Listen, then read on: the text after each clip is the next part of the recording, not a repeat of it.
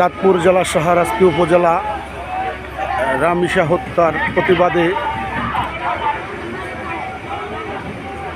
আজ শাহরাস্তি উপজেলা আওয়ামী লীগের নেতৃত্বে রাস্তা ব্লক করে দেওয়া হয়েছে। চাঁদপুর কুমিল্লা মহাসড়ক অনির্দিষ্টকালের জন্য বন্ধ। এর সঠিক বিচার না পাওয়া পর্যন্ত চাঁদপুর কুমিল্লা মহাসড়ক অনির্দিষ্টকালের জন্য বন্ধ। দেখেন সব বন্ধ করে দেওয়া হয়েছে।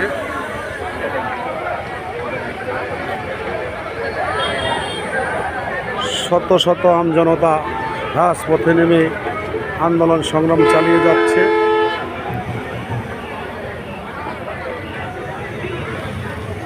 এই যদি হয় দেশের এই পরিস্থিতি, বাংলাদেশ গত 16টি বছর এইভাবে কি ছিল? আমাদের সুন্নি জামাতের হুজুররা ইনশাল্লাহ আছে রাজপথে, ন্যায়ের পক্ষে আছে। সুন্নি জামাতের ইমাম সাহেবরাও আছে।